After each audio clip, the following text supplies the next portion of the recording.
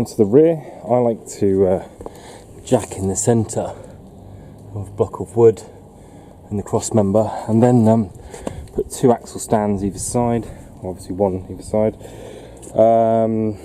Okay, and then what you can do is you can remove the carpet floor, put it towards you, and then underneath these bits of plastic, which I'm going to need to pop out, you'll see the top of the strut. If I go down here, you can see this is the strut itself, and it's got 1 bolt holding on the bottom. Right, so I got underneath with a 17mm and a brake bar on the nut to get it started. Obviously putting WD-40 on the nut thread, which you can see, and then you can wind it off with this ratchet.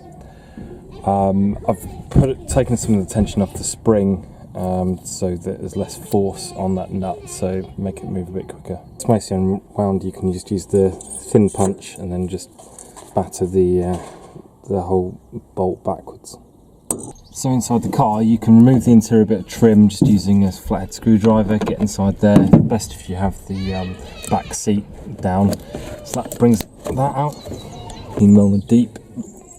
Takes the back one out here, and then same deep socket, probably without the extension.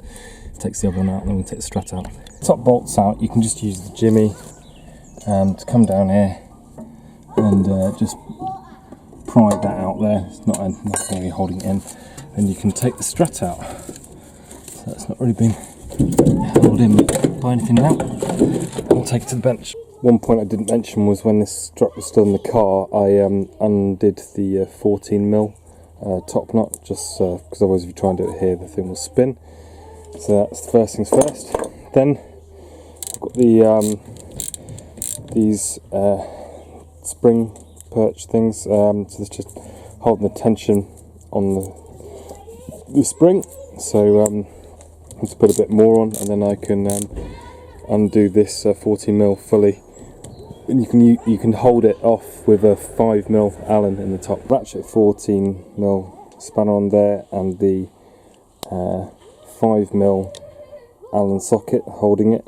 Take the nut off. Then you can take this washer off. Remember which way around it all goes. And then we're able to unwind the spring and take this all off. We're able to take the top hat off. Okay. And then the spring itself. And remember the way it's got closer, the spirals get closer into the centre at the top, and it's closer wound at the bottom. So remember which way it comes out. Again, closer bound at the bottom and further away at the top. So there you go. I've put this little rubber collar thing in the second spring just to stop the noise happening again, and just chuck it on.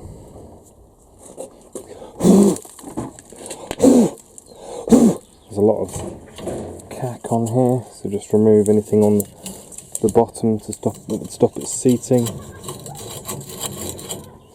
Good, okay. And then same process before. Get the top hat on.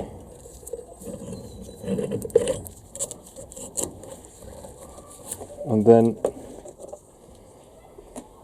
the washer this way around, and then the nut. Probably put a bit of copper slip on that top nut. It's up. You see you've got about 1 centimetre or so of threads showing. Well, you don't need to use the compressor here because it's, well, you're able to put the whole thing on. So start with the nut, winding on by hand, and then 14mm ratchet spanner, and then again it's the 5mm Allen. And yeah, just tighten it up enough, and then that's it.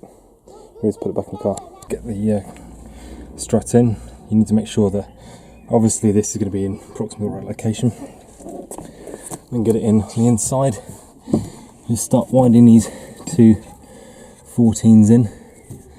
Obviously the strut brace is still there. It's connected to the other side still, and that's it. So it can be easier to leave this loose and then just tighten that up afterwards, just so you can orientate it properly.